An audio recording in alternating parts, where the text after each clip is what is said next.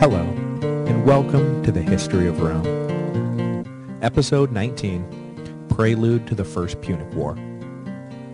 When we last left the Romans, they had driven King Pyrrhus back to Greece and secured complete control of the Italian peninsula. As you may recall, Pyrrhus, exhausted from his battles with the Romans, had briefly moved his army to Sicily, where he attempted to establish a kingdom for himself. He found allies among the Greek colonies on the eastern half of the island, but found enemies amongst the Carthaginians who had settled the western half. Pyrrhus had been successful in Sicily, but was never able to completely dislodge the Carthaginians from the island. He had every intention of widening his war by invading Africa, but a near revolt by his Sicilian Greek allies caused him to instead abandon Sicily altogether. As he sailed away, Pyrrhus made a prescient comment, the veracity of which is dubious, like every other direct quote from the ancient world, but is worth relaying. The Greek king, a veteran of the post-Alexandrian dynastic struggles of the eastern Mediterranean, knew an inevitable great power confrontation when he saw one. Sicily lay equidistant between Rome and Carthage, and was too rich not to be coveted by both. So, while watching the island recede in the distance, he said, "What a field we are leaving for the Romans and Carthaginians to exercise their arms." 10 years after sailing from Italy for good, Pyrrhus's prediction bore out, and the two great powers, Rome and Carthage, were at war in Sicily. But before we get too far into this, we should address the question of who the Carthaginians were, and why we call their long struggle with Rome the Punic Wars, and not something easier to remember, like, the Carthaginian Wars, like we do with the Samnite Wars, and the Latin War, and the Macedonian Wars, which you can tell just by looking at the name were fought against the Samnites, and the Latins, and the Macedonians. To start with the obvious, the Carthaginians come from Carthage, a city on the north coast of Africa near modern-day Tunis. They were primarily a trade-based empire, and by the time the Punic Wars rolled around, they were the leading economic power in the western Mediterranean. Carthage was founded around 800 BC by Phoenician settlers. The word Punic is a derivative of the Latin word for Phoenician, and it's what the Romans themselves called the Carthaginians. So today we learn about the Punic Wars rather than the Carthaginian Wars. The Phoenicians were the strongest maritime power of their day, and are remembered most of all for providing one of the first written alphabets in history. They spread their influence across the Mediterranean by establishing a series of autonomous colonies from modern Lebanon to the Straits of Gibraltar. Any sense of political solidarity between the new cities quickly vanished, but economically they formed the backbone of a new trans-Mediterranean trade network that persists even to this day. In the western Mediterranean, Carthage soon became the richest city, owing to its favorable geographic position, located along the narrow strait between Africa and Sicily. Essentially, to get from here to there in the Mediterranean, you had to sail right by Carthage, so it quickly became a hub of commercial activity and rich as a result. Politically, the Carthaginian government was a mixed oligarchy. There was a people's assembly, but it was mostly ceremonial and rarely called upon to make important decisions. The real power lay in the Senate, a body made up of the richest families in Carthage. And the real power lay with a council of 100 within the Senate made up of the richest and most distinguished senators. The Senate elected the chief executive of Carthage, the Suffet, who served annually with minimal constraints on power. The only aspect of Carthaginian life the Suffet did not control was, interestingly, the army, which was left to a professional corps of generals. This is obviously a marked contrast to the Romans, who elected their executives primarily to lead their armies, with every other function serving almost as an afterthought. The other major contrast between the Romans and Carthaginians politically was that the Carthaginians did not suffer the kind of class conflict that forever plagued Rome. Access to the aristocracy, and therefore power, was based entirely on wealth. This makes sense given the primarily commercial focus of their empire. If you were poor and made yourself rich, you were invited into the Senate. And if you were rich and lost all your money, you were kicked out. It was pretty much that simple. It is for this reason that the People's Assembly in Carthage did not have nearly the clout that its corollary in Rome did. There was no lingering discrimination of new wealth by old families, so there was no real sense of disenfranchisement by men with money who would have otherwise driven democratic political reform. The way to get ahead in Carthage was to make money. Nobody cared if you made it last week or 10 generations back. And if you didn't have money, there wasn't a whole lot you could do to change the system. All of this contrasted with the political history of Rome, and it left the two empires with very different worldviews. But this contrast was nothing compared to their views on the role of the armed forces. The Roman legions were made of Roman citizens and led by Roman citizens. Military service was obligatory in Rome, and the most important contribution to civil society a citizen could make. Carthage, however, had no such tradition. Led primarily by businessmen and not warriors, the Carthaginians contracted out the work and hired mercenaries to fight their wars for them.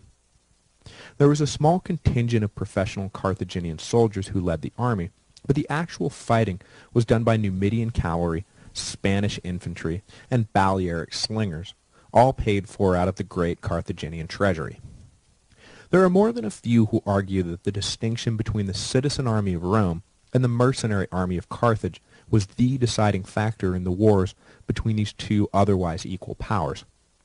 This is probably an oversimplification, but the distinction should be kept in mind as we go forward. Now, historians hate to talk about inevitabilities and consider it an insult when anyone starts talking about how this or that historical event was destined to occur, and the Punic Wars are no different. It is easy to say in passing that the conflict between Rome and Carthage was inevitable and simply move on, but things are never so easy. There are many, many steps on the path to war, and if either Rome or Carthage had acted differently at any one of those steps, they may have indeed avoided the armed conflict that embroiled them for so long. But in the end, come on, let's face it, a war between them was inevitable. They were two economic and political powerhouses whose territorial boundaries bordered one another. What did you think was going to happen? When Pyrrhus was driven from Italy and the Romans finally held the peninsula free and clear, the countdown was on for a war between Rome and Carthage. The only thing missing was a catalyst, that minor event in that insignificant place that has been starting great power wars for millennia, from the revolt in Epidamnus to the assassination of Archduke Ferdinand in Sarajevo. In the case of the Punic Wars, it was the situation in the small Sicilian city of Messana, present-day Messina, that sealed the deal. The backstory to that situation is that a group of mercenaries from Campania, called the Mamertines, had been hired by Agathocles, the king of Syracuse, to fight his war with the Carthaginians for control of Sicily between 315 and 305 BC. A stalemate peace had been reached by 300 that divided the island between Greek and Carthaginian interests, with Messana ceded to Carthage. When Agathocles died in 289 BC, his Italian mercenaries were left unpaid and unemployed. Never a good combination. The mercenaries took a shine to Messana and decided to seize control of the city for themselves and see if anyone would stop them. Messana lay on the east coast of the island, and the Carthaginian garrison was not large or easily supplied. So when the Mamertines overran the city, the Carthaginians could only watch helplessly. The Mamertines held the city for a decade or so, living fat off the land, but knowing they were in a precarious situation, joined in the call for Pyrrhus to come to the island and drive the Carthaginians out once and for all in 278 BC. When the Greek king's rule began to reek of tyranny, the Mamertines then joined in the subsequent call for Pyrrhus to please go back where he came from. Over the course of the next decade, the major shift in Sicilian power politics was the rise of Hiero in Syracuse and his ambition to control the whole island. In the department of strange bedfellows, the rise of Hiero threatened both the Mamertines and the Carthaginians, so, in 265 BC, the Mamertines formally requested a Carthaginian garrison for their city to help them fight off Hiero, and the request was granted. But the Mamertines, apparently the most fickle ruling class in history, immediately regretted inviting the Carthaginians in, and cast about for someone to help them drive out their new allies. There was no one in Sicily who could help them, so the Mamertines looked back to their homeland and requested aid from the greatest power of all, Rome. The Romans were divided on how to react. There were moral as well as practical reasons to deny the request. Arguments for and against the idea were raised, with support for aid coming from backers of the Claudii family, who, coincidentally, held land and power in the south, and arguments against the idea coming from supporters of the Fabii family, who argued Rome should expand north, where they, again coincidentally, held the majority of the land and power. This did not detract from the arguments themselves. It is just interesting to note who embraced what argument and why.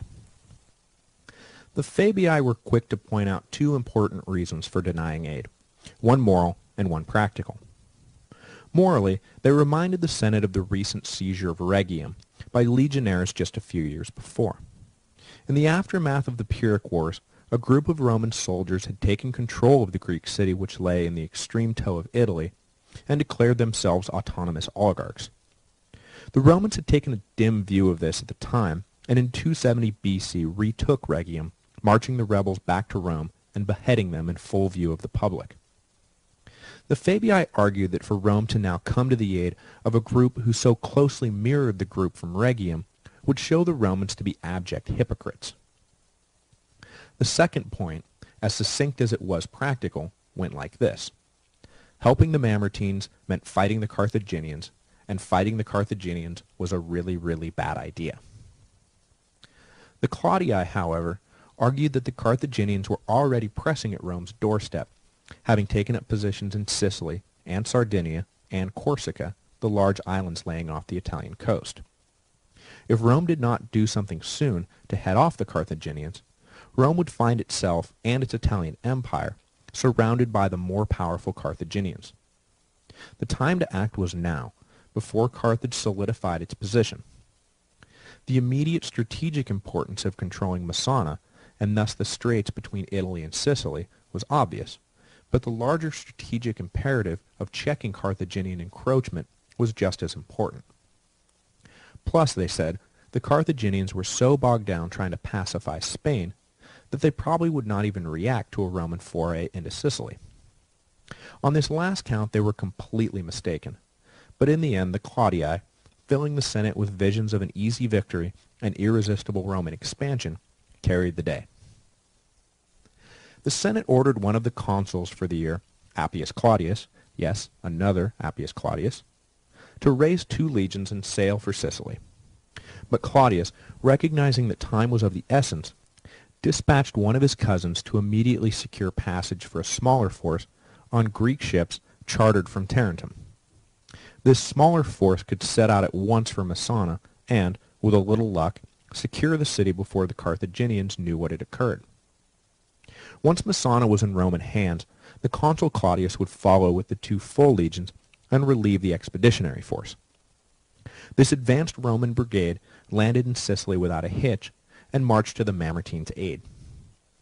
Upon hearing the news that the Roman army was at the gates, the commander of the Carthaginian garrison immediately began to make preparations for a fight, but seeing the Mamertines welcome the Romans with open arms, realized he was in it in a bad way and withdrew from the city. The conquest of Messana had thus been a bloodless affair, but the ease of victory for the Romans was almost certainly a result of Carthaginian restraint rather than any weakness of arms. The east coast of Sicily was the last outpost of Carthaginian control, and there was no standing orders in place to cover a sudden Roman invasion. The prudent naval commander, seeing the Romans cross the strait, likely decided it was best to leave the small Roman force alone and wait for instructions from home rather than spark a full-scale war by immediately attacking. The Carthaginian Senate was apoplectic when they heard the news of the Roman invasion, and recalled the leader of the Messana garrison and crucified him, literally, for his failure to defend the city. Carthage reacted with far more vigor than the Romans had estimated, and the Carthaginians immediately directed their armies to Messana with orders to nip this Roman menace in the bud. Just as Appius Claudius arrived in Sicily with his 2 legions, the Carthaginian armies reached Messana, and, just like that, the First Punic War was on, whether either side really wanted it or not. Next week, we will get into the guts of the First Punic War, or as it might just as easily be called, the War for Sicily, as all the action takes place on and around the island. There would be triumphs for both sides, but as much as the Second Punic War was defined by great generalship, the First Punic War is actually defined by bumbling, incompetence, and missed opportunities by the leadership of both armies. The Romans would eventually win this sloppily played game, but their victory would do nothing more than guarantee that another, far bloodier conflict would be fought as soon as the two, now mortal enemies, caught their breath.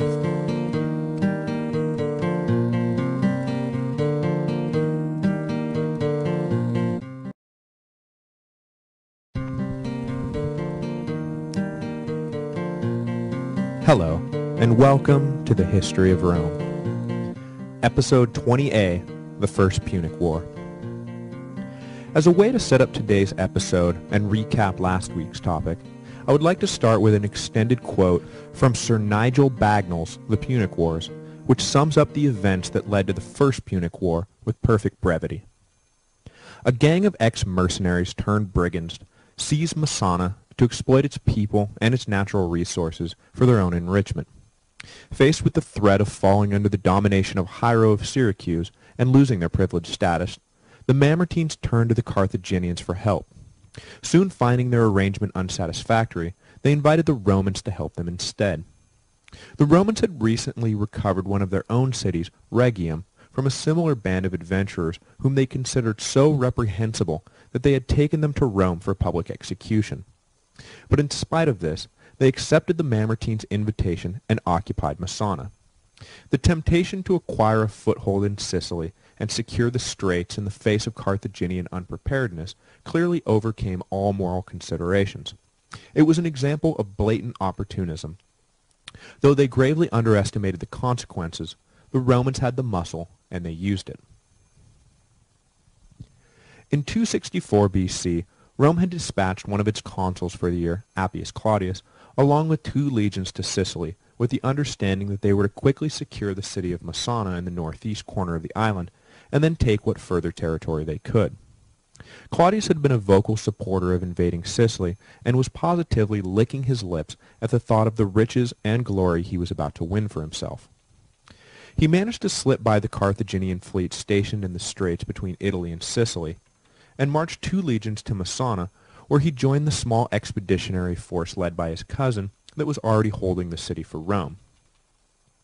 Upon his arrival, Claudius immediately set about fortifying his position, knowing that despite his claims of easy victory to the Senate, the Syracusans who controlled the southeast quadrant of the island and the Carthaginians who controlled the western half were not going to simply let Rome waltz onto their turf without a fight.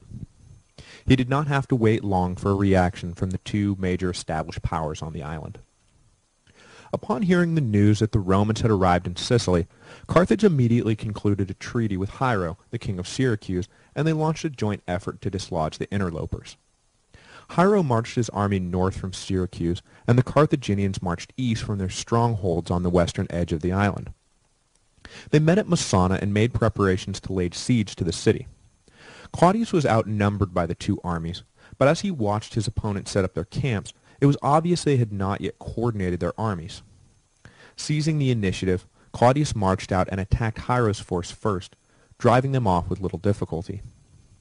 Hiero had no incentive to put up stiff resistance to the Romans.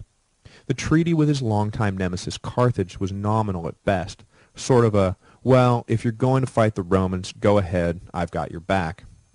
But he had no intention of actually leading the attack, and so, facing the brunt of the Roman offensive with the Carthaginians standing by watching, Hiero prudently withdrew. Better to let the Romans and Carthaginians duke it out than overcommit and risk losing his kingdom if the Romans emerged victorious and came looking for revenge. The quickness of Hiero's defeat allowed Claudius to wheel his army around and attack the Carthaginians immediately. In the first major engagement between the 2 powers, Rome got the upper hand, and the Carthaginians were forced back, but it was an orderly, tactical retreat, not the mad, chaotic dash of outright defeat. The victorious Romans followed up their victory by marching south on Syracuse. Claudius knew it was essential to neutralize the powerful Greek city-state, and after Hiero's poor showing outside Messana, Claudius was confident he could spook the king into a treaty, at the very least ensuring his neutrality in the fight that was sure to come against the Carthaginians. Claudius began setting up for a siege of Hiero's city, but it is likely that the entire operation was pure theater. 2 legions with no naval support was not nearly enough manpower to take a city as strong as Syracuse, but Claudius was hoping that Hiero would deal anyway. Though he had no real desire to fight the Romans and every reason to align himself with them against the Carthaginians, the king of Syracuse was not about to capitulate to a few thousand soldiers who may be gone by winter, never to return. So Hiero remained secure in his city, refused to negotiate, and waited for the Romans to withdraw. Knowing that the legions were vulnerable out in the open to a Carthaginian attack, Claudius satisfied himself that Hiero would not bargain and marched his 2 legions back to Messana, where they would remain for the winter. The next year, 263 BC, the Romans decided to commit themselves more fully to the Sicilian invasion. The operation of the previous year had essentially been a private campaign waged by Appius Claudius. He had raised the 2 legions himself and conducted the campaign without any input from the Senate. But now, what had been a personal adventure authorized by the Senate was about to become state policy.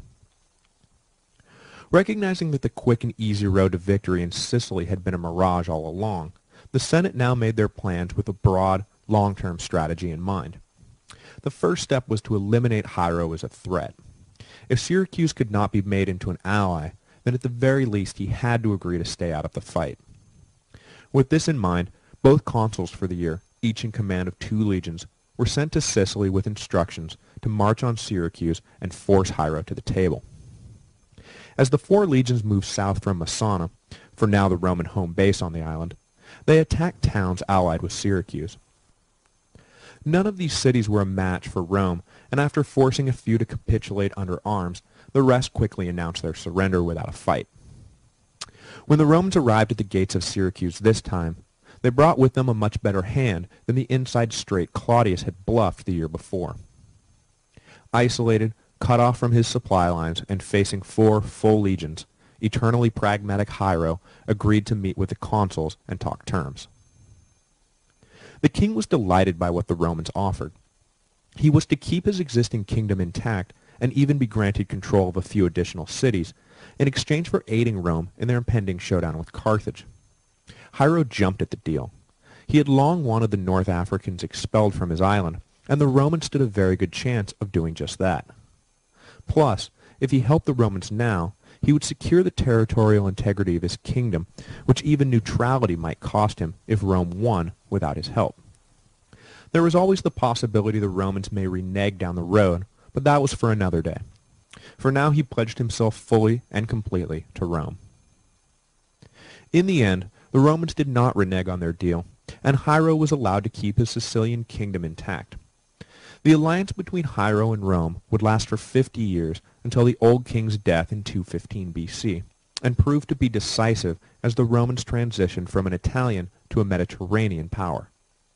Hiero essentially midwifed the birth of the wider Roman Empire, forever standing by Rome's side as it fought its decades-long war against Carthage, and forever there with aid and comfort after every Roman setback. Without the support of Hiero, the Romans would never have been able to accomplish what they did, and the king was rewarded with the gift of unchallenged sovereignty over his kingdom.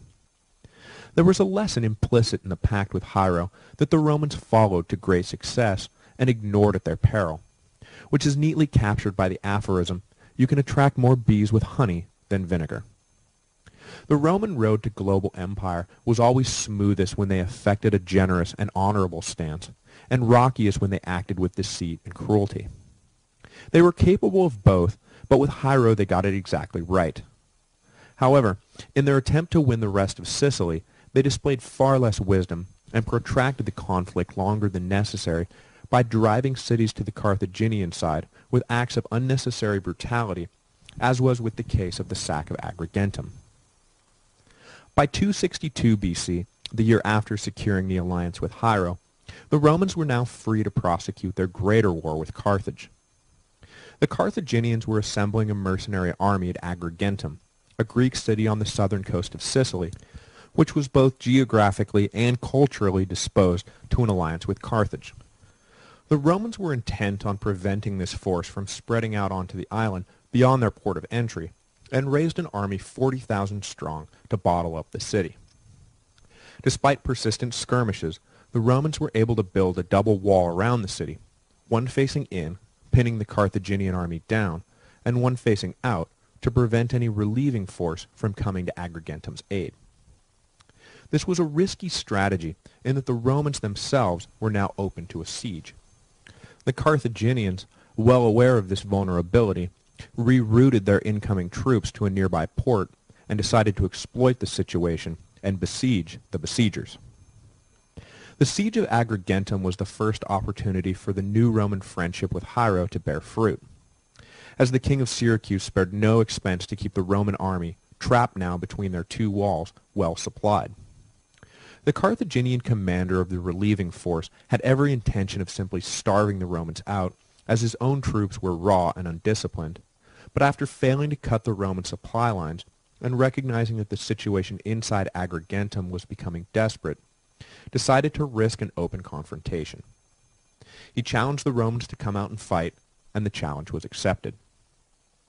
The resulting battle lasted all day, but in the end, just as the Carthaginian commander had feared, the experience and discipline of the Roman soldiers proved decisive, and the Carthaginians were beaten. In the aftermath of the fighting, though, that discipline broke down as the Roman soldiers got caught up scavenging for spoils. The Carthaginian army trapped inside Agrigentum was able to slip out of the city, and it wasn't until the last Carthaginian company was leaving that the escape was finally noticed. The legions briefly mustered to give chase, but then realized that with the Carthaginian army gone, Agrigentum was ripe for the taking. The soldiers wheeled around and charged headlong into the city they had spent months sitting outside of. In their lust for plunder, all hell broke loose, and no distinction was made between civilian and combatant. Women and children were slaughtered along with the men, and the city was stripped of its wealth. The commanders, whether they approved of the horror or not, justified it after the fact by singing the familiar refrain that they needed to make an example of Agrigentum to teach other Carthage-allied cities a lesson about resisting Rome. The only lesson the Carthage-allied cities learned, however, was that the Romans were sadistic barbarians who had to be resisted at all cost. The sack of Agrigentum did nothing to dissuade future resistance, and in fact did everything to promote it. A more humane victory lap may have convinced the rest of Sicily that they had nothing to fear from the ascendant Romans, but in the end, the dose of Roman vinegar at Agrigentum attracted no bees. After taking Agrigentum, the Romans now effectively controlled two-thirds of Sicily, but the Carthaginian strongholds on the west coast were impregnable. Their walls were almost impossible to breach, and no prolonged siege would work as long as the cities could be supplied from the sea. It was the same dilemma the Spartans had faced during the Peloponnesian War. The Spartan phalanx could not be beaten on land, but the Athenians dominated the water. Neither side risked total defeat by challenging the other on their home field, but after essentially talking past each other for 30 years, the Spartans finally decided to force the issue and built a navy to compete. A decisive Spartan victory at sea finally put an end to the long war. In the First Punic War, the Romans were dominant on land, but the Carthaginians controlled the sea. And so, with typical Roman confidence and audacity, they decided to follow Sparta's example and take the fight onto the other guy's turf. While Appius Claudius was initially crossing over to Messana, a Carthaginian ship had charged too aggressively and run aground on the Italian mainland. Roman engineers studied the ship, and in 261 BC, the Senate, deciding to take the plunge into a world they knew nothing about, ordered a fleet built based on the Carthaginian design. The Romans knew nothing about shipbuilding or seamanship, but in 2 months they built 120 ships and raised the 30,000 troops necessary to man them, training them on rowing techniques on the beach while the ships were completed. With minimal real practice at sea, the new Roman fleet sailed off to challenge Carthaginian naval supremacy. How hard could it really be? Leading the new Roman fleet was Cornelius Scipio, the first Scipio to appear in our narrative, but I can assure you he won't be the last. The forebearer of two of the greatest generals in Roman history, however, did not get the famous name off to a good start. Scipio led a squadron of 17 ships to Messana to make sure there was no Carthaginian presence in the area. The main fleet was to follow a few days later under the capable hands of Scipio's consular colleague, Gaius Duilius. But Scipio got greedy and decided to attack a small coastal city while he waited for the rest of the fleet. The Carthaginians got wind that the Romans were trying to launch a navy and decided to come have a look for themselves, knowing it would be good for a few laughs, if nothing else. They watched with amusement as Scipio foolishly led all 17 of his ships into a harbor the Carthaginians could easily trap him in. Night fell, and the Carthaginians did just that. And when the morning came, Scipio's little fleet was bottled up by a much larger Carthaginian force. As the Carthaginians advanced, the newly minted Roman sailors lost their nerve and abandoned ship. The 17 ships were all lost, and Scipio himself was taken prisoner. The blunder earned Scipio the famous moniker Asina, which roughly translates as the ass. Scipio Asina, as history now remembers him, would eventually be handed over in a prisoner exchange and resume his career, but he never shook the memory of presiding over Rome's first naval battle, and consequently, Rome's first naval disaster. Scipio Asina's colleague, however, fared much better. The Carthaginian naval commander, confident that every victory would be so easy, headed off to find the rest of the Roman fleet. Rounding the northeast corner of Sicily, the 50 Carthaginian ships plundered into the 100 Roman ships, and this time the Romans held their own. The Carthaginian fleet was soon driven back, and was lucky to escape without greater losses than they did. After these two skirmishes, the stage was set for the first real, full-on naval battle of the war. The Carthaginians sent 145 ships to meet the Romans, who by now had a fleet of 130 anchored off the north coast of the island near Mylae. Carthage was intent on using their superior seamanship to devastate the Romans and put them back where they belonged, which is to say, the land. The Romans, however, had a secret weapon. They knew they were no match for the Carthaginians in terms of nautical skill, so they devised a way of leveling the playing field and turning the battle into nothing more than an infantry fight at sea. The standard tactic of ancient naval battles was the subtle and refined art of ramming. One ship would try and swing around and head full speed at the broadside of an enemy vessel and crash into it with their armored prow, sinking the ship or at least taking it out of the fight. The Romans lacked the skill set necessary to compete on this level, so they developed a device called the corvus, which functioned like a narrow drawbridge. Each Roman ship had a wooden column outfitted with a pulley mounted on its prow. Attached to the pulley was a narrow plank with a large metal spike protruding from its bottom. When the Romans got near enough to an enemy vessel, they dropped the corvus, which crashed into the enemy deck and held the ship in place. The Roman soldiers then used the corvus as a bridge, running onto the other ship and fighting the Carthaginian sailors hand to hand, the kind of fighting the Romans excelled at. At Mylae, the corvus was used to great effect. An initial foray of 30 Carthaginian ships were all caught up and their crews slaughtered. The rest of the Carthaginian fleet, charging on their heels, saw what was happening to the lead group and tried to peel off, but another 20 were caught up anyway. Just like that, the Carthaginians had lost a third of their fleet. Having taken the Carthaginians completely by surprise with their new toy, Rome won its first major naval battle handily. The corvus, however, was never again so effective, the Carthaginians learning quickly to avoid the trap. Once the secret weapon was no longer secret, its effectiveness disappeared. For the next 4 years, the First Punic War bogged down into a series of intermittent and indecisive battles on land and at sea. The Romans diverted forces from Sicily in an attempt to dislodge the Carthaginians from Sardinia and Corsica, which they were using as bases to harass the Italian coast. No major push was made by Rome on the Carthaginian strongholds on the west coast of Sicily, and the Carthaginians were content, for now, to hold what possessions they could, unable to raise a large enough force to end the now permanent Roman presence on the island. In 255 BC, however, the Senate decided that its muddled and incoherent strategy of having forces spread across multiple islands would leave them at war forever and initiated a much bolder strategy that would change the whole dynamic of the war. They would invade North Africa. For this mission, the Romans built a massive fleet of 330 ships, 250 ships of war, and 80 troop transports to ferry the standard ground legions into Africa. Once there, the infantry would disembark, march on Carthage itself, and put an end to this war once and for all. That was the plan, anyway. The Carthaginian Senate was alarmed at what the Romans were obviously up to, and ordered a massive fleet of their own to intercept the invasion force before it could be launched from Sicily.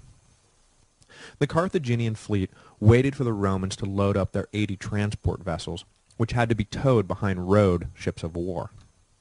The Carthaginians knew they didn't necessarily have to win the battle to end the threat of invasion. They simply had to sink the helpless transport vessels. No invasion force, no invasion. The two fleets met in the shadow of Mount Ecnomus on the southern coast of Sicily.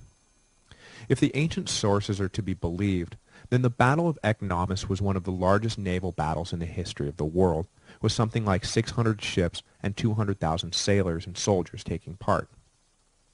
The Romans set off in a well-planned triangle formation, placing the troop transport at the base of the triangle for maximum protection. But the Carthaginians managed to bait the lead ships out of formation by feigning a retreat. The lead ships of the wedge headed off in pursuit of the Carthaginians, and the back Roman line was unable to keep up. The feint successful, the Carthaginians then whipped around and locked up the advancing Romans, leaving the transport sitting ducks for another squadron of Carthaginian ships. However, despite thoroughly outmaneuvering the Romans, the Carthaginians were unable to seal the deal, and the Roman line towing the transports were able to fend off the attack. The lead Roman ships then got the better of their opponents and were able to swing back around to relieve the beleaguered back line. At the end of the day, the Roman fleet was still essentially intact. The Carthaginians had done nothing more than delay the invasion, and after the Romans repaired their damaged vessels, they set out again, this time without meeting any resistance at all. The Carthaginians pulled back to their home city, where they made preparations to fend off the Roman invasion. The dynamic of the war was indeed about to change, as the Romans landed troops in Africa for the first, but certainly not the last time. Next week, the Romans will encounter a Carthaginian army revitalized under the brilliant command of a hired Spartan general named Xanthippus. Despite his brilliant generalship, though, Rome will come a hair's breadth away from ending the war, but an overinflated ego will blow the opportunity, forcing the war back to Sicily, where Carthage will wage a decade-long guerrilla war against the inevitable tide of Roman domination.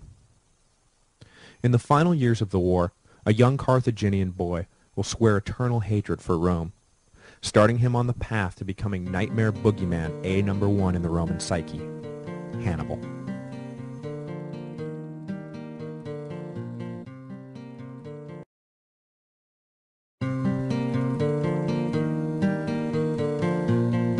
Hello, and welcome to the History of Rome. Episode 20b, The First Punic War.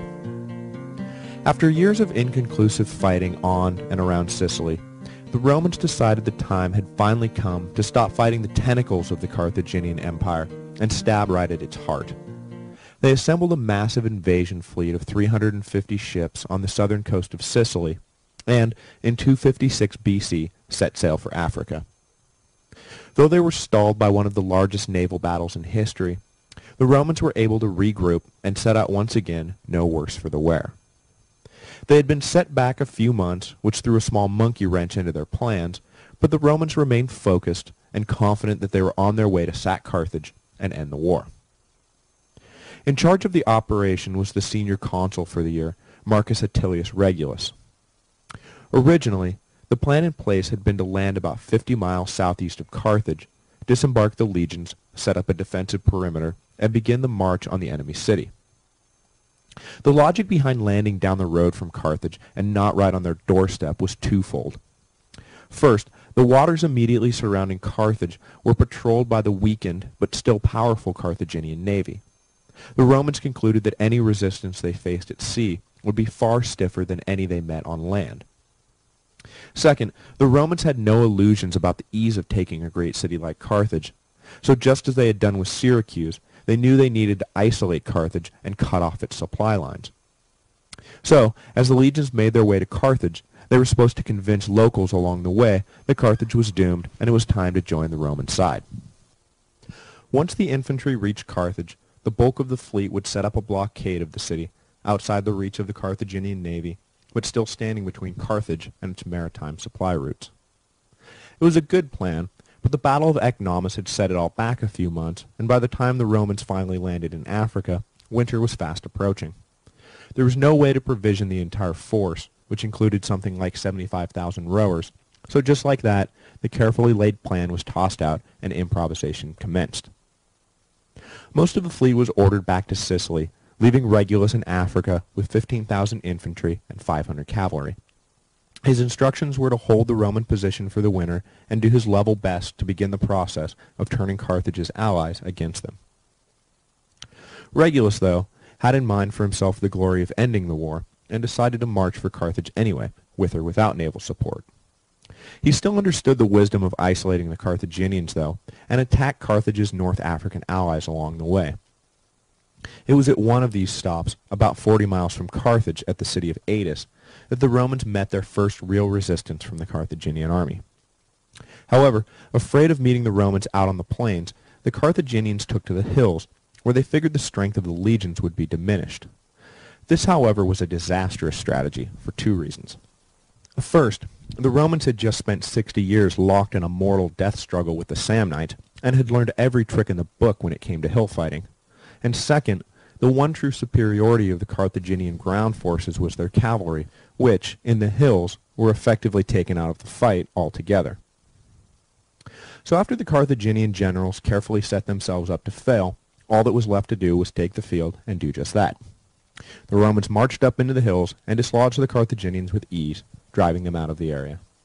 The city of Adis then surrendered without further resistance. The Carthaginian Senate was now beside itself. Its army had been dispatched with ease, and the Romans were on the move.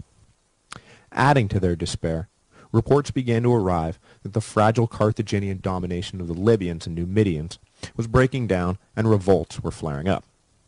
The defection of the Numidians was particularly distressing. In the whole of the Mediterranean, the Numidians were by far the best horsemen. Without the Numidian cavalry riding with them, the one advantage the Carthaginians did have would go out the window.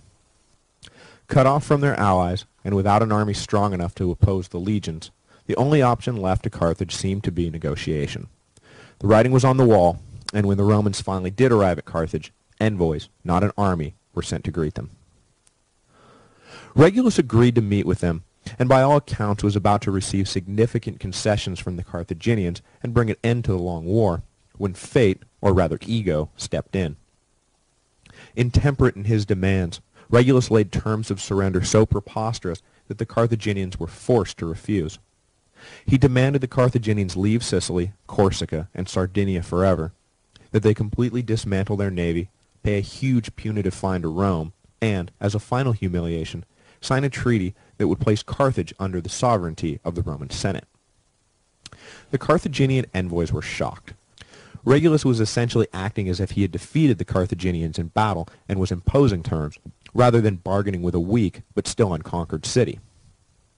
The Carthaginians were better off rejecting the terms and praying for a miracle than just giving away the farm without making the Romans even work for it. So the envoys returned to Carthage and announced that they had failed to give up, which is pretty hard to do when you think about it. But all was not completely lost for the Carthaginians. They had sent out feelers across the Mediterranean looking for aid and had hit upon a good lead in Greece, specifically in the legendarily martial city of Sparta. At the same time that negotiations were underway with Regulus, word came that a Spartan general with a small but lethal force of Greek mercenaries were on their way. The Carthaginian Senate hoped that this army from the east would turn out to be the miracle they had prayed for. So as Regulus settled in for the winter and dreamed of the triumph he would receive when the Carthaginians finally came to their senses, the Greek army arrived, and though Regulus did not realize it yet, kicked glory out of his reach. The Spartan general, Xanthippus, set to work immediately by interviewing Carthaginian soldiers present at the Battle of Adus. He was shocked to hear how badly the Carthaginian generals had mucked things up, and concluded quickly that there was nothing wrong with the Carthaginian army itself, just its leadership. He was further convinced when he was tasked by the Carthaginian Senate with drilling their army into shape. As he watched them, he realized there was nothing wrong with the infantry, the cavalry was magnificent, and the war elephants practically indestructible. He reported to the Senate that they had nothing to fear from the Romans, and, as soon as spring came, advised them to immediately challenge the legions in the open plains. The Senate was skeptical, but Xanthippus eventually moved them to order the attack. When spring did arrive, and no treaty had been reached, Regulus began to get fidgety. When the Roman fleet returned to North Africa, they were sure to bring the new consuls for the year with them. Regulus had won the Battle of Ecnomus, landed in North Africa, and marched to the gates of Carthage. Now, with victory in his grasp, he was about to have to hand the baton off in the final 50 yards of the marathon, and let some newbie cross the finish line and get all the glory. The clock was ticking, not on Rome's chances in North Africa, but on Regulus's chance to be the center of attention at the victory party. When the newly confident Carthaginian army marched out into the plains beside Carthage, with Xanthippus at its head, Regulus would have been wise to stall for time and wait for reinforcements from Rome to guarantee victory. His army was not large and had just spent the winter in enemy territory, but, blinded by vanity, he jumped at the chance to fight. Conventional wisdom was that the Carthaginians were no match for the legions out in the open, and when Regulus saw them march out, his head was filled with visions of dining in Carthage that very night, which, of course, he did, just not in the way he imagined. The battle, to say the least, was an unmitigated disaster for Rome. Xanthippus saw clearly the advantage his superior cavalry afforded him, and Regulus's infantry deployment all but guaranteed Carthaginian victory before the battle even began. Xanthippus placed the war elephants at the head of his army and the cavalry on the wings. Regulus responded by deepening his line so the elephants could not break through them completely, but in order to do so, he had to sacrifice the width of his front. He essentially flipped the rectangle that was his army so that the short end, rather than the broad side, were facing the Carthaginians. When Xanthippus saw Regulus order the new deployment, he knew victory was in his grasp. With the shortened front, the Romans would be easily outflanked by the Carthaginian cavalry. Regulus couldn't have played into Xanthippus's hands more if he had tried. The battle began when Xanthippus sent the elephants in, who duly caused their patented brand of havoc. While the Romans were focused on the giant beasts, he ordered out the cavalry, which routed their Roman counterparts easily. And just as the Romans were getting a handle on the elephants, they were hit from both sides by the Carthaginian cavalry. The Romans, now besieged from all fronts, fought for their lives, surging forward in an attempt to break out of the cavalry pincher. But, waiting for them, was the fresh and so far unused Carthaginian infantry. The exhausted Romans didn't stand a chance. Of the 15,000 or so who entered the battle, only 2,000 made it out alive. Of these, around 500 were taken prisoner, including Regulus himself, who, as I said, did indeed dine in Carthage that very evening, his hands hobbled by chains. When the Roman fleet finally arrived, it was not to preside over a final victory for Rome, but rather to pick up the pitiful survivors of a devastated army. The Roman adventure in North Africa was over, and it would be 50 years before they would attempt anything so audacious again. That time, though, young Scipio Africanus would lead the invasion and secure a much better result. To add insult to injury, when the Roman ships were returning from North Africa, a storm kicked up and sank the entire fleet. It was one of the worst maritime disasters in history. 100,000 men drowned, just like that. After news of the disaster reached Rome, the Senate took stock of the situation and realized that after 10 years of fighting, they were right back at square one. Xanthippus, clearly the best thing to ever happen to Carthage, was rewarded for his victory with public acclaim and private threats. The Carthaginian nobility was threatened by the brilliant Greek tactician, and it was not long before Xanthippus, fearing he would be assassinated by the jealous nobility if he remained in Carthage, left the city for good. The loss of so great a commander did nothing to help the Carthaginian war effort. It was one of the great blunders of the war that the nobility let their own paranoia take precedence over actually winning the fight. Xanthippus could have done great things for them, but he was never given a chance. The war now returned to Sicily. The Romans, with their seemingly bottomless reserves of men and money, enlisted tens of thousands of new soldiers and sent them off to continue the fight. Just as had happened before, though, years of inconclusive fighting followed, and it led the Romans to conclude that they had to do something drastic to bring this interminable conflict to an end. The decision was made to attack the Carthaginian stronghold of Lillibon on the northwest coast of the island. A victory there would mean the end of a Carthaginian presence on Sicily, and the Romans prepared for the attack with all the energy and skill they could muster. They built a fleet of about 80 ships to blockade Lillibon's harbor and ordered the bulk of their land forces to the city, with instructions to bring it to its knees. But despite the massive investment of time and money into siege equipment and provisions, the Carthaginians simply would not be moved. They had little trouble running the blockade, which the inexperienced Romans did a poor job of maintaining, and they kept themselves well supplied. In 249 BC, after about a year of getting nowhere, new consuls arrived at Lillibon, and one of them, Publius Claudius Pulcher, brought with him a bold plan. He gathered the military tribunes together and made his pitch. The Carthaginian fleet, which was anchored not far down the coast at a city called Drepana, believed the Romans were set on maintaining the blockade and posed no real threat. If the Romans sailed their 120-odd ships down the coast at night, they could surprise the Carthaginians and destroy their navy before they knew what hit them. Their ability to run the blockade crippled, it would only be a matter of time before Lillibon fell. With the eloquent certainty of a true Claudii, Pulcher won over the troops, and preparations for the raid began immediately. However, Pulcher made one huge mistake at the outset of the operation that sealed his fate and secured his place in Roman history not as a great hero, but one of its greatest goats.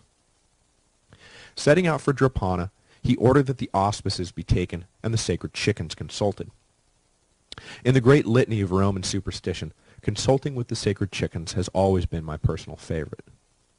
A flock of chickens were always carried around with the army, and just before a battle, an augur would scatter feed in front of them. If the sacred chickens ate, it meant victory was assured, but if they did not, the prudent commander held up his attack for another day. Pulcher, however, had no time for such ridiculous piety, and when the sacred chickens refused to eat, he ordered them thrown overboard, saying famously, "If they're not hungry, maybe they're thirsty." He sailed off into battle, though how he expected to win without the approval of the sacred chickens is a mystery. The debacle that followed left the Carthaginians stronger than ever. Pulcher's fleet got started late and was noticed by Carthaginian lookouts before they were within striking distance. They immediately responded by outmaneuvering and trapping Pulcher's fleet against the coast, where they were smashed against the rocks. Of the 120 Roman ships that set sail, only 30 returned. The dream of taking Lillibon had now passed into complete fantasy. The other consul for the year attempted to reprovision the Roman troops left at Lillibon by sailing around the south end of the island, but lost all his ships in yet another storm. He himself managed to survive and make his way to Lillibon, where he declared an end to the siege and withdrew. When the First Punic War finally ended 8 years later, Lillibon remained unconquered. But the Romans were not done yet. They withdrew their troops to Mount Eryx, a mountain in the west center of the island. By taking this strategic high ground, they were able to bottle up the Carthaginian land forces in their two garrisons, Lillibon and Drepana. The war had now come full circle. The Romans controlled the land, and the Carthaginians the sea. Neither was strong enough to beat the other in their respective sphere of dominance, and a new stalemate commenced. By this time, though, both sides were broke and short of manpower, and facing problems elsewhere. The Gauls were stirring on Rome's northern frontier, and North Africa was in revolt against Carthaginian rule. The enemies of Rome and Carthage seemed to have finally noticed that the two combatants were beating each other into a state of exhaustion in Sicily, and set about trying to exploit the situation. So for the next 7 years, Sicily became a neglected backwater war zone. The Carthaginians, under the command of a new general, Hamilcar Barca, was reduced to running a guerrilla war and hoping that the Romans would just quit the island out of frustration. The center of the action was at Mount Eryx, where the strongest Roman garrison was stationed, and where Hamilcar directed the majority of his attacks. In 244 BC, Hamilcar finally managed to drive the Romans out and hold the high ground for himself. For the next 3 years, he would use the mountain as a base while he prosecuted his asymmetrical war against the Romans, undermanned and undersupplied by the Carthaginian Senate, who, after a political party shift, had lost all interest in the war against Rome. Seeing Carthaginian interest at an all-time low, the Romans decided to make their final push to win the war.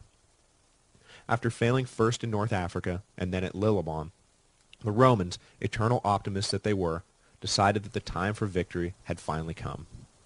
They built a new fleet, starting a navy from scratch for the fourth time of the war. The Carthaginian fleet had been removed from Sicily after the disappearance of Rome from the seas a few years earlier, and there was nothing standing in the way of the Romans as they once again blockaded Lillibon and Drepana, the last two Carthaginian outposts on the island. This time the blockades worked, and the garrisons were slowly starved out. The Carthaginians suddenly became interested in Sicily again, and launched their entire fleet to drive the Romans off. But the hastily mustered crews were this time less experienced than the Romans, who had been at sea for some time. Around the northwest coast of Sicily, the last battle of the war was fought, the Romans decisively routing the Carthaginian navy.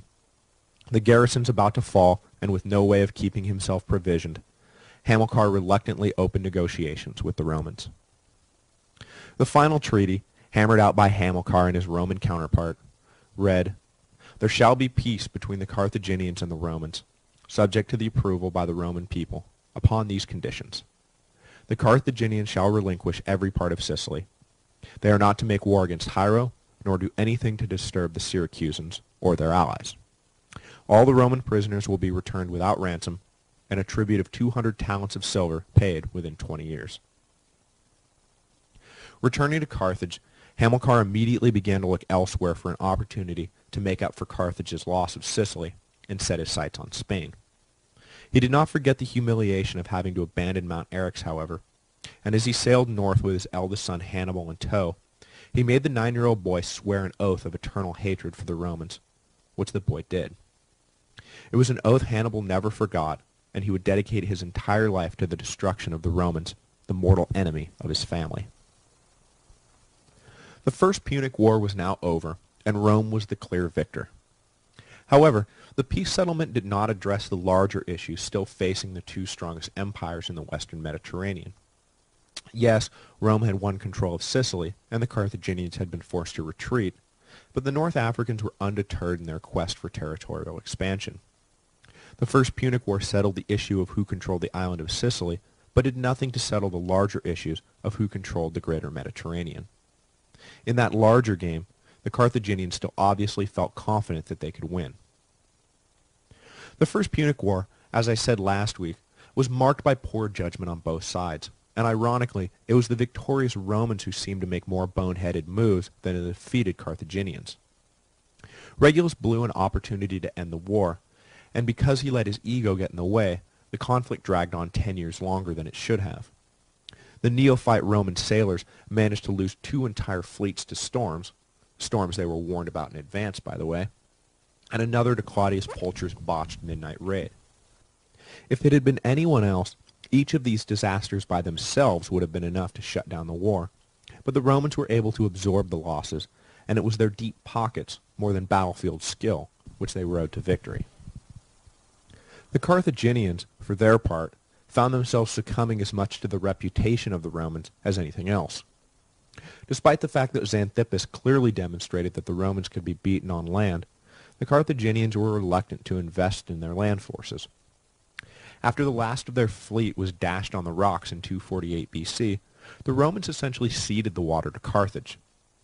But with one theater of the war now shut down, the Carthaginians failed to capitalize on it and divert resources to the other theater, and left Hamilcar to run a guerrilla war on a shoestring budget, rather than give him men and money to prosecute a real ground attack. The winner of the First Punic War was always going to be the side that succeeded on the other team's field. So it went to the Romans, who finally raised one last navy. If the Carthaginians had sucked it up and done the same thing, only building an army rather than a navy, they may have succeeded in pushing the war-weary Romans off the island. It would have been an interesting historical turn had that occurred. The war marked the first time Rome fought outside of Italy, and had they lost, overseas fighting may have left a bad enough taste in their mouth that they would have contented themselves with merely an Italian empire. As it stood now, however, Rome's first overseas adventure had left them with a rich new province, and it merely whetted their appetite for more. Next week, we will cover the years between the First and Second Punic Wars. Rome would face a Gallic army pressing down from the north, and also make their first foray east, landing an army on the far side of the Adriatic. All the while, Carthage was consolidating its holdings in Spain. Both sides knew the peace between them could not last forever. It was only a matter of time before hostilities between the two great powers resumed. In 218 BC, the peace would finally break, and Hannibal Barca would make good on his oath, descend into Italy, and wreak havoc not just in the Roman countryside, but in the Roman mind.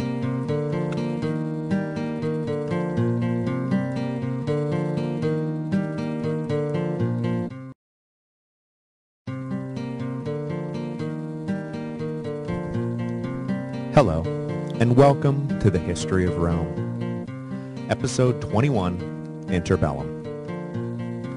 For both the Romans and the Carthaginians, the First Punic War had been an exhausting experience. Rome emerged in a better position geopolitically speaking, but both sides had been drained of money and manpower, and were significantly weaker for the great effort they had expended over Sicily. As a consequence, both sides were vulnerable to attack from opportunistic enemies. I will only briefly review the challenges faced by the North Africans during the interwar period, before moving on to a detailed look at the Roman confrontations with Gallic armies to the north and Illyrian pirates across the Adriatic. This is, after all, the history of Rome, not the history of Carthage. So to quickly sum up Carthage's major post-war problem, let me just say that the Carthaginians ignored one of life's basic rules. Do not stiff mercenaries. Essentially, the new party that had taken control of Carthage in the last years of the war saw the conflict with Rome as a diversion from their main objective, making money. When the war ended, the mercenaries arrived in North Africa from Sicily and patiently waited for their due payment. But the new Carthaginian government was strapped for cash and decided a good way to save money and reduce the final bill for the war would be to drastically cut payments to their soon-to-be ex-employees. How they thought this would not blow up in their face is still a mystery. When the Carthaginian paymasters arrived at the mercenary camp, the troops, who were beginning to lose their cool because they had not yet been paid, began to settle down. Yeah, there had been a delay, but the Carthaginians were good to their word, and here at last was the riches they had just spent years earning with their blood and sweat. The Carthaginian envoys, however, launched into a speech that I can only imagine sounds eerily familiar to employees who have listened to a layoff announcement. We want to thank everybody for their hard work. The future looks bright for Carthage. We just need to streamline our liquidity outflow to maximize our revenue streams going forward. So anyway, you're all fired, and oh, by the way, your severance packages have been canceled.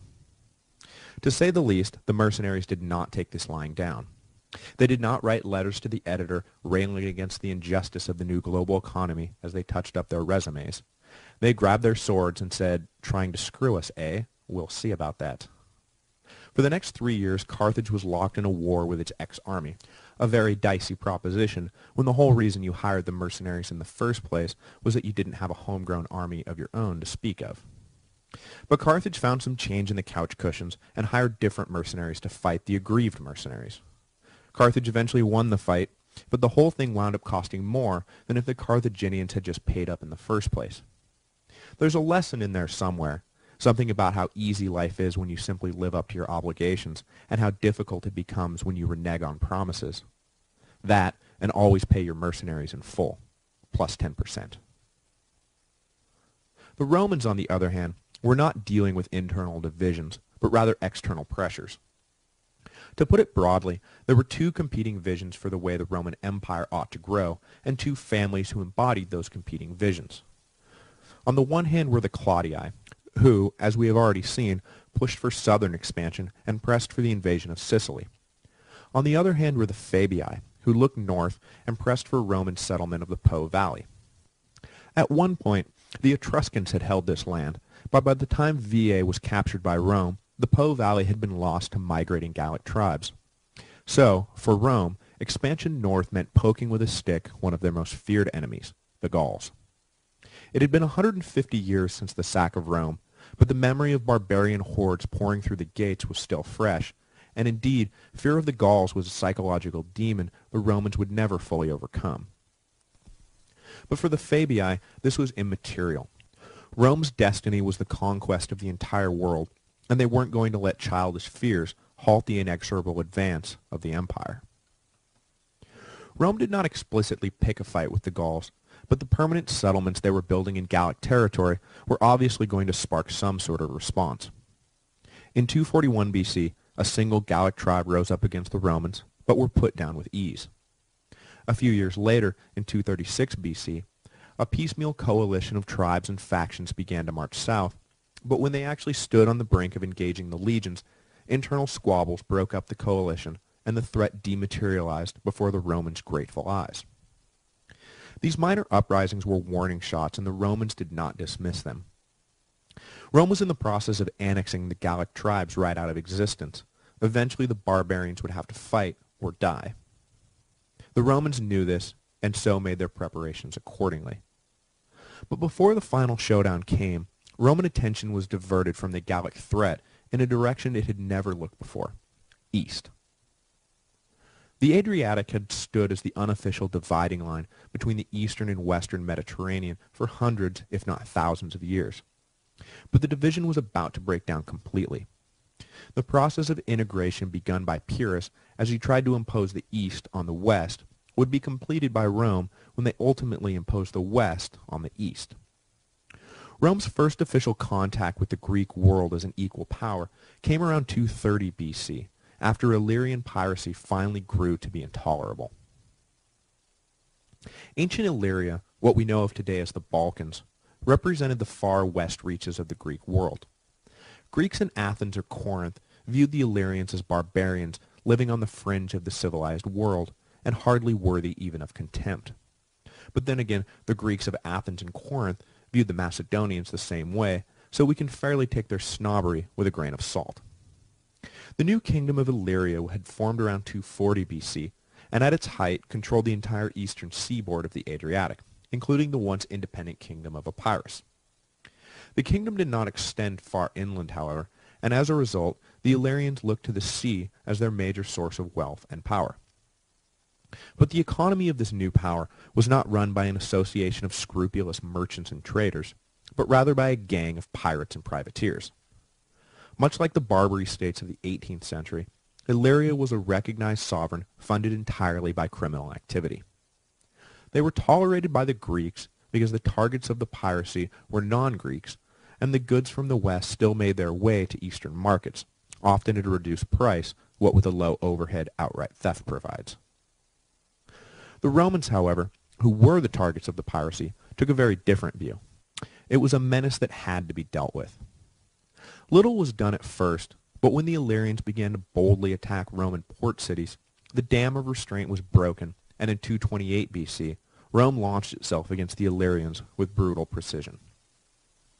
At the same time as the military campaign was launched against the Illyrian cities along the Adriatic, Rome also launched a diplomatic mission to Greece to explain what they were about to do.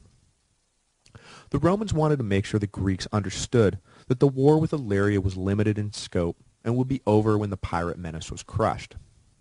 Yes, Roman troops were about to set foot in Greek territory, but there were no plans for them to remain longer than necessary, and no further invasions east were planned. The Greeks took this to heart, and the Romans were well received, marking the official beginning of diplomatic relations between Rome and the great cities of Greece. The Greeks still viewed the Romans as backward barbarians, but the power of Rome was at least acknowledged, the Corinthians even going so far as to invite Rome to take part in the Isthmian Games, which finalized the acceptance of Rome into the Greek political world as a full equal. There was also another element to the diplomatic mission, which was secondary to the mission at hand, but would far outstrip the Illyrian pirate question in ultimate importance. The Macedonians had been consolidating their empire again, much to the dismay of Greece proper. The Romans too looked at the successors of Alexander with concern. They had their hands full with Carthage in the west, and had no desire to have their back door kicked down by a newly resurgent Macedonian empire. The Romans needed allies in Greece who could tie the hands of Macedon and protect the Roman eastern flank, and the Greeks needed money and equipment to pull off any sustained engagement. These mutual overtures would come to fruition during the Second Punic War, when Philip V of Macedon signed a treaty with Hannibal to join in the war against Rome. Philip may have been able to tilt the scales decisively against Rome, but he never made it out of Greece, as Roman allies there opened up front after front, and kept Philip plugging leaks in his empire rather than marching his armies across the Italian peninsula and joining with Hannibal to form an invincible anti-Roman army. Rome was saved then by the diplomatic groundwork laid at the beginning of the Illyrian expedition. Free to take out the pirates with Greek blessing, the Romans then proceeded with deliberate strategic and tactical skill that completely outclassed the Illyrians. In less than a year, the major cities of Illyria were under Roman control, and the Illyrian queen was sending envoys to Rome asking for peace. The terms were harsh. Illyrian ships were banished from the Adriatic, and southern Illyria, opposite the heel of Italy, was annexed and established as a Roman protectorate. The Romans had achieved a dual victory. Not only had they eradicated the threat of piracy, but they also had set up now a permanent base on the far side of the Adriatic, where they could keep an eye on the growing Macedonian threat. The quick end to the Illyrian campaign turned out to be a major blessing, not just for its own sake, but because the Gallic storm was brewing again, and this time it would not simply break up and leave a pleasant afternoon in its wake. This time, the Gauls were united and driven. In 226 BC, the Gauls began to pour through the Alps, intent on sacking Rome a second time. To face the invasion, Rome mustered an unprecedented number of men. They turned out the full fighting capacity of the Italian peninsula, with every Italian community committing themselves fully to what could only be considered a fight for civilization itself. Accounts have as many as 700,000 infantry and 70,000 cavalry being raised. Not all of these were first-rate legionnaires, and many were employed merely for local defense, but still, it gives you an idea of how seriously the Romans took the threat. Armies were divided up and sent to cover key strategic points, but the Gauls were able to more or less march all the way to Clusium in southern Etruria before they met any resistance.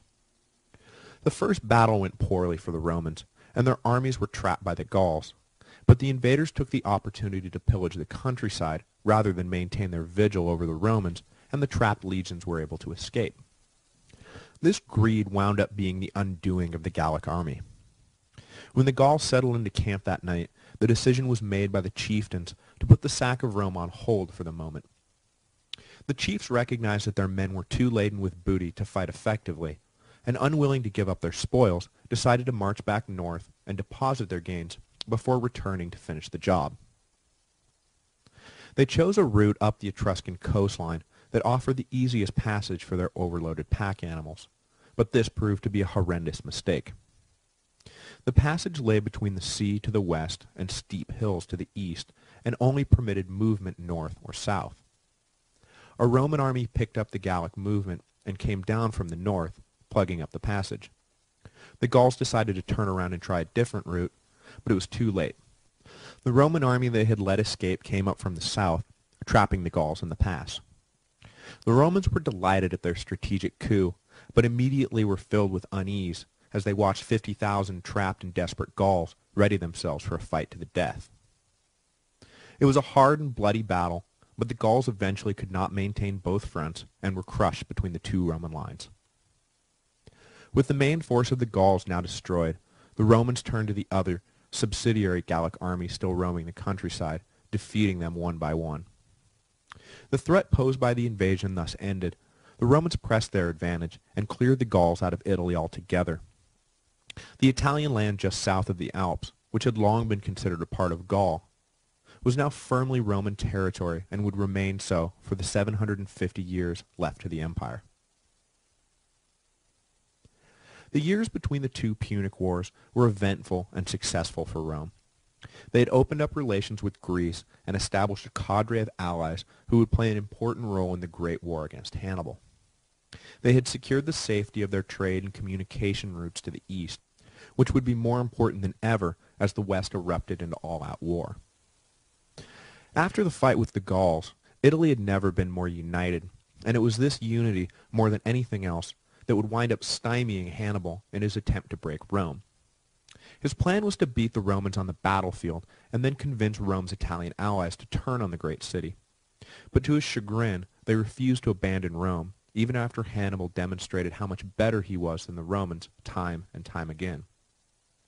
The frightening invasion of the Gauls and the Romans' ability to beat it back endeared them to their Italian allies, who were in no mood to turn on the great protector of Italian civilization when Hannibal came knocking. Next week, we will cover the events leading up to the Second Punic War, the Carthaginian conquest of Spain, and the Roman response. It is impossible to argue that the Romans were not knowingly breaking the treaty with Carthage when they agreed to come to the aid of Saguntum, but as in the case of Messana in Sicily, they saw an opportunity to establish a foothold in Spain and took it. Damn the consequences. And the consequences, needless to say, were vast.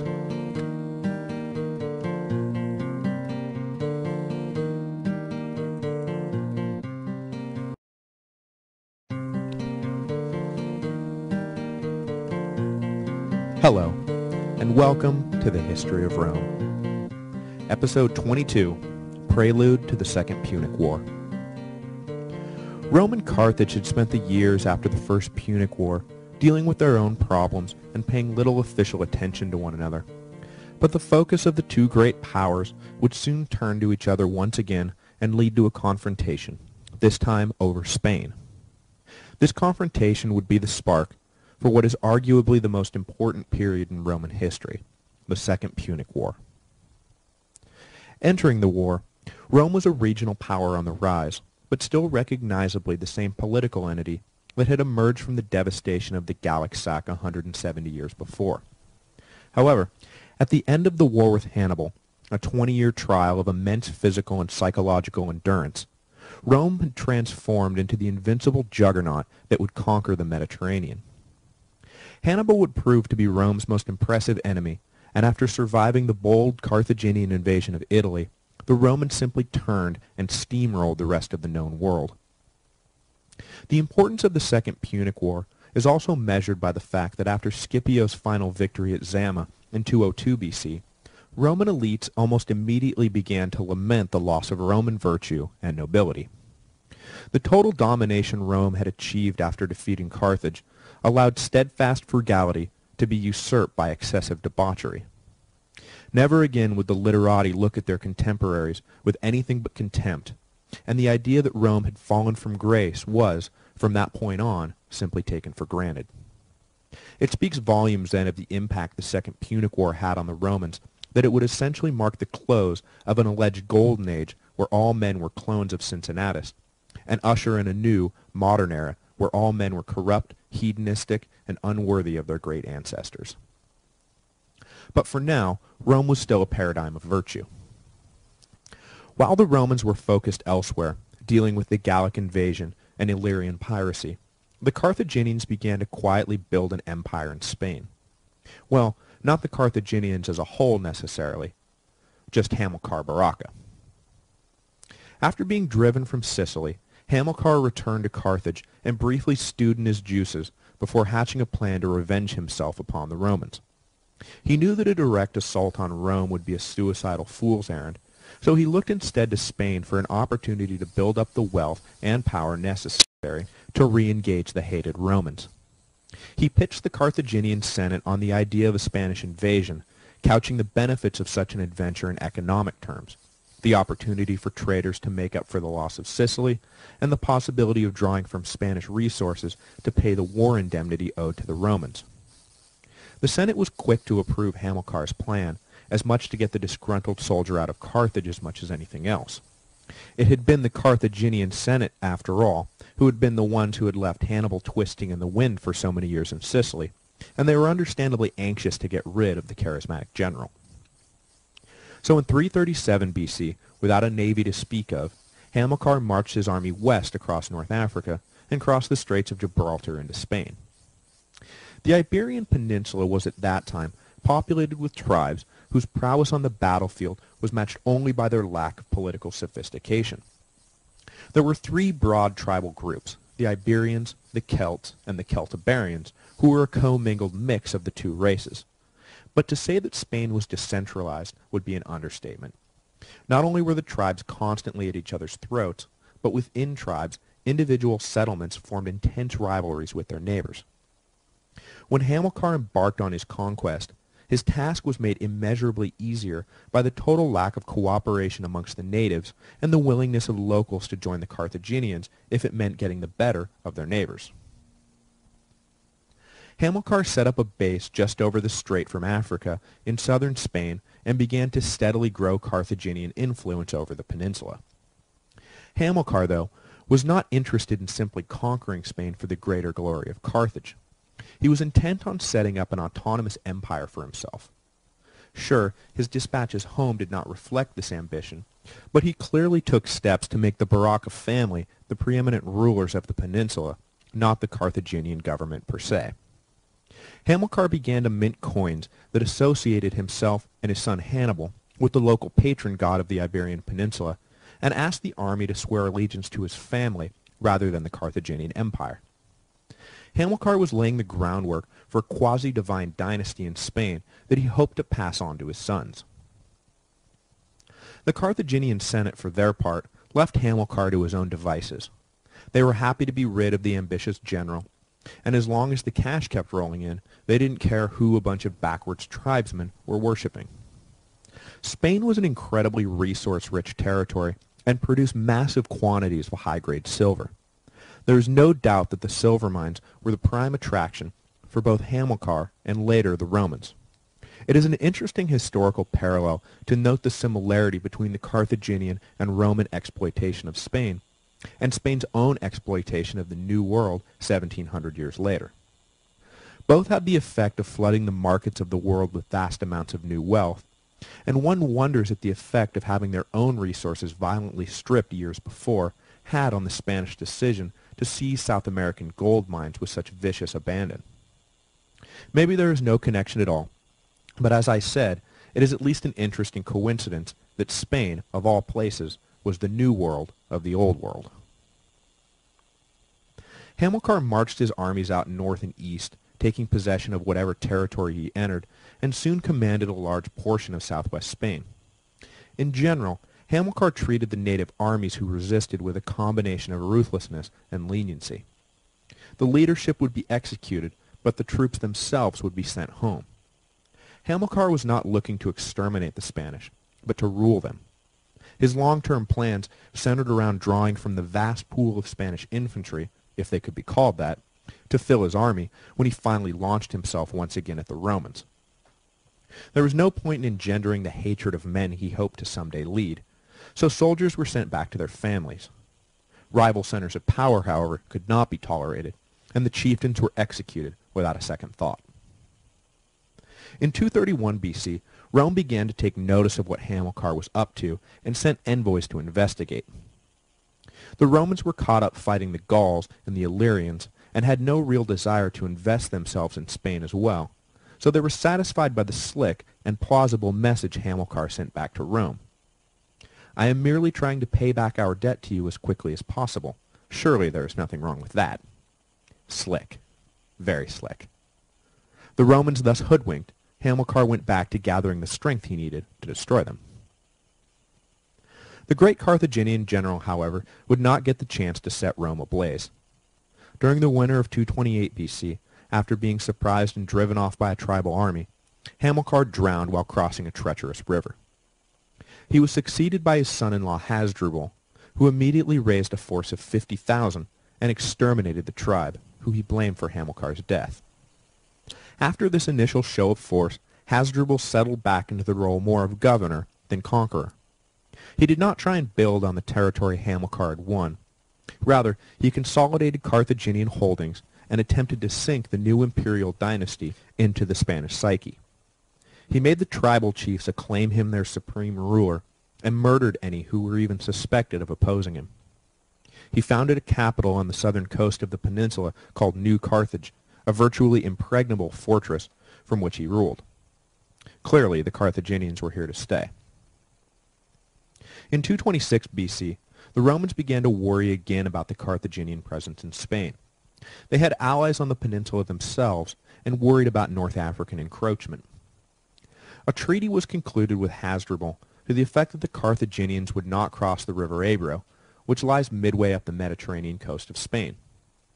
This demarcation is important because it left Saguntum, a city that was on friendly terms with Rome, 100 miles behind enemy lines. But the expediency of preserving the peace with Carthage took precedence, and the Romans agreed to stay on their side of the Ebro. 5 years later, Hasdrubal's heavy-handed rule caught up with him, and he was assassinated by a disgruntled tribesman, revenge for the murder of a chieftain. Upon Hasdrubal's death, the army immediately called for the accession of Hannibal, Hamilcar's eldest son. Only 25 at the time, Hannibal was elevated to a position of supreme authority and did not waste any time plotting how to make good on the oath he had sworn years before to make himself an enemy of Rome for eternity. Hannibal was wildly popular amongst his troops. Not only had he been fully integrated into the semi-divine cult his father had built, but Hannibal had also grown up in the army camps and was considered by the soldiers to be one of them. It was the perfect combination to assure complete loyalty.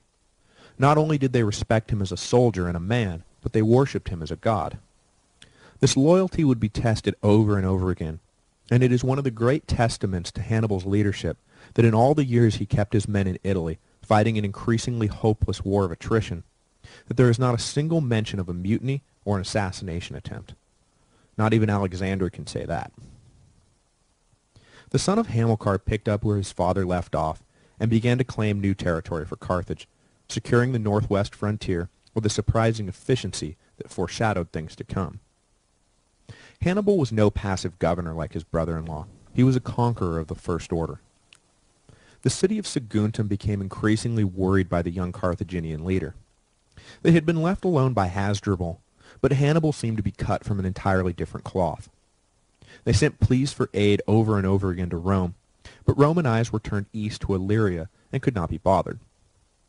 Finally, Saguntum kicked up enough of a fuss that the Romans sent a mission to Spain to get a look at the new Carthaginian leader themselves and take stock of the situation. The Roman envoys did not like what they saw one bit, and came away convinced that war with the Carthaginians was imminent, though they believed any campaign would be limited to Spain. This allowed for a certain Roman laxness when it came to preparations.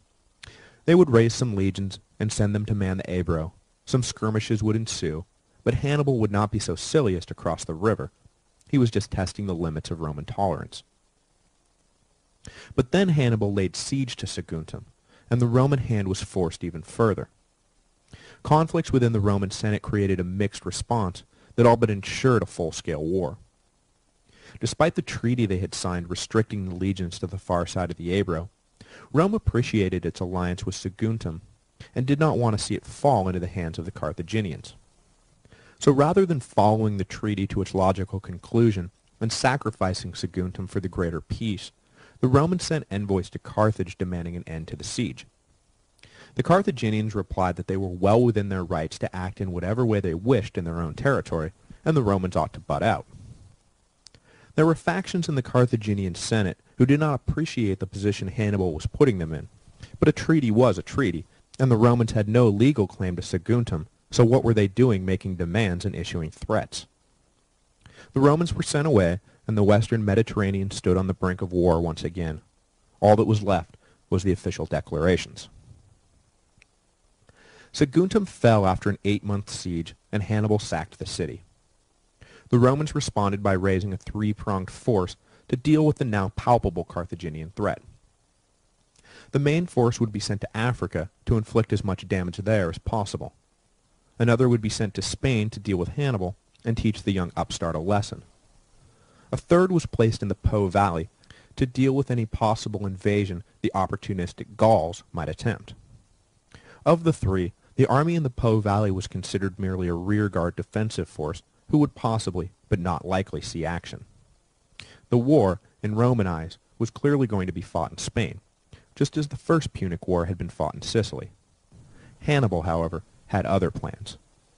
The army in the Po Valley would soon find themselves not skirmishing with Gallic tribes, but rather engaging head-on a Carthaginian invasion force. Next week, we will begin what is sure to be at least a month of episodes dedicated to the Second Punic War. As I said, it is one of the most important and taxing periods in Roman history, and proved to be the closest the Romans would come to destruction until the crisis of the 3rd century AD 500 years later. So next time, we will begin the long and arduous path to the Battle of Zama by following Hannibal's long and arduous path through the Alps to immortality.